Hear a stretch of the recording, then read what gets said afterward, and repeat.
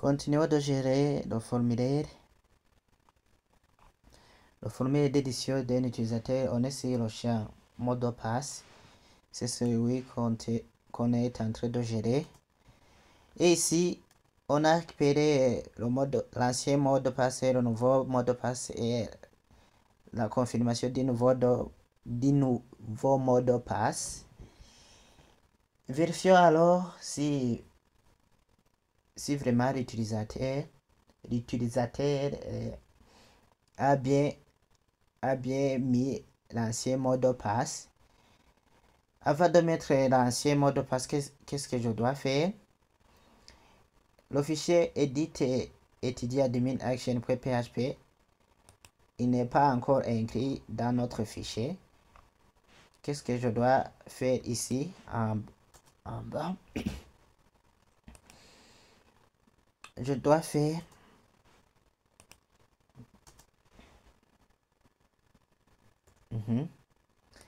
si je mets require pour inclure le fichier, require, et je vais inclure le fichier qui se trouve où? Je suis dans edit étudier admin seulement, je suis à l'extérieur, je suis dans cette fichier et je vais aller dans action. Donc qu'est-ce que je mets? Action, on me propose même, je vais aller dans action slash j'attends un peu, et puis je vais aller dans edit étudiant action.php, je mets un point virgule. Après avoir mis un point virgule, je peux faire enregistrer.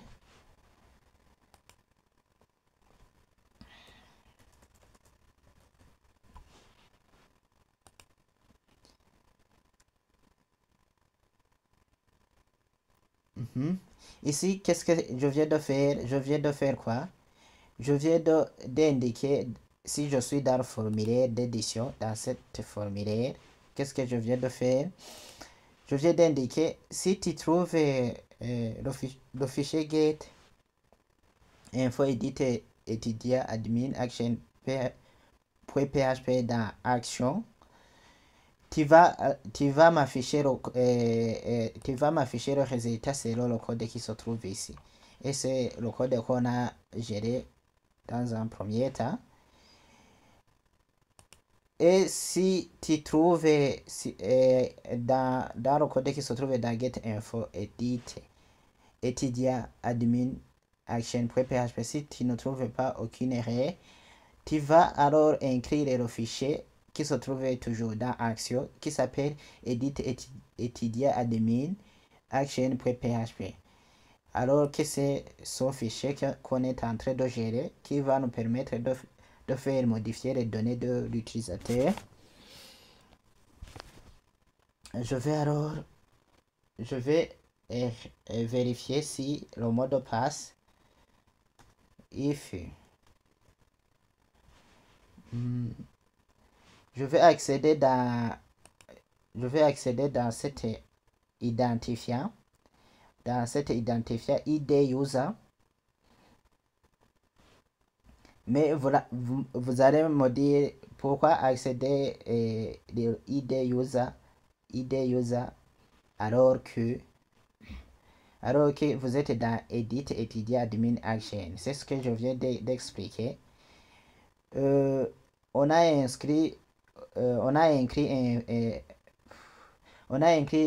le fichier get info edit étudier admin.php.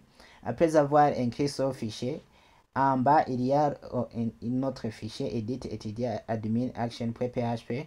Or dans get info edit étudier action, j'ai ouvert les sessions, donc c'est une personne qui est connectée et je l'ai récupéré avec cette ID, cet identifiant ID user. C'est pourquoi ici, j'ai le droit de mettre ID, non, la variable ID user. je vérifie si ID user en même temps. Donc, je récupère l'identifiant. Je mets le AND, je peux mettre les deux signes de AND. Ces deux signes signifient AND. Ou bien vous pouvez mettre AND signifie et en français. Donc, on vérifie en même temps. Password. Password, verify. Password, verify. Qu'est-ce que je mets? Password verify, oui. Les deux mots de passe, quels sont les deux mots de passe que je suis en train de vérifier? Je suis en train de vérifier l'ancien mot de passe déclaré avec $ord. Je mets ord. Après avoir mis le mot de passe ord, je dois vérifier les informations. Les informations qui se trouvent où? Donc, si je vais dans Get Info Edit User, les informations de mot de passe qui se trouvent dans Users Info, User Password. Donc, je répète ce champ. Je dois remettre dans Edit. Ici. Donc, ici, je viens de montrer quoi? Vérifier l'ancien mot de passe. Et le mot de passe qui se trouve dans la base de données Users Info. Souvenez-vous qu'on a récupéré ça dans la base de données Users Info. Ici, on a récupéré toutes les données avec Users Info et il va m'afficher ligne par ligne dans un tableau. Et puis, qu'est-ce que je dois faire? Si les mots de passe sont vraiment bien vérifiés, ici, qu'est-ce que tu dois me faire? Tu dois mettre, par exemple, si le mot de passe ne correspond pas, qu'est-ce que nous allons lui afficher? Nous allons lui afficher un message.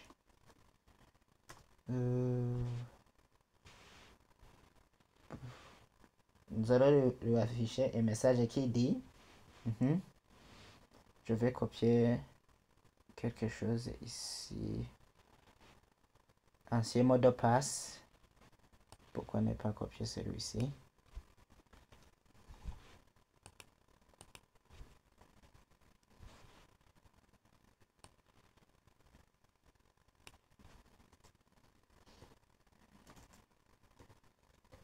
Ancien mot de passe.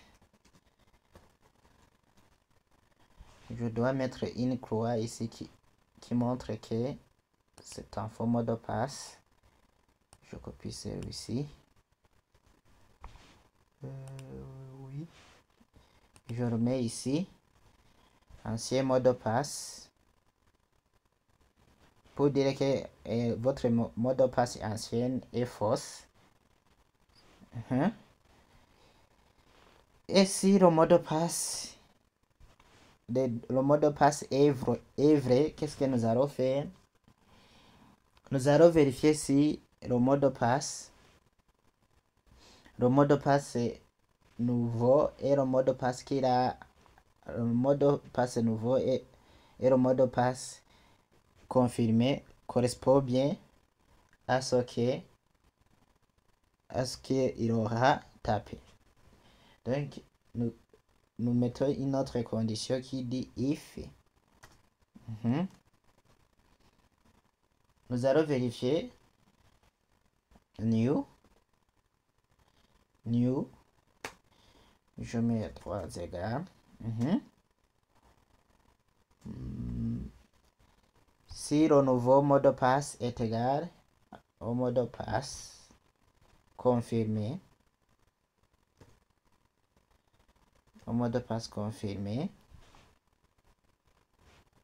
oui,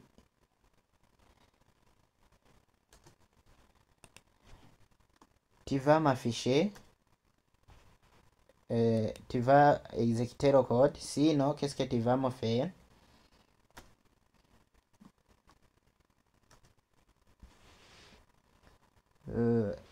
Si le mot de passe sont égaux, tu vas exécuter le code. Si les mots de passe ne sont pas égaux, qu'est-ce que tu vas me faire? Tu vas me dire, tu vas m'afficher une erreur qui dit que les deux mots de passe ne correspondent pas. Par exemple, les deux mots de passe, qu'est-ce que je mets? Les deux mots, est-ce qu'il y a S? Les deux mots de passe ne correspondent pas.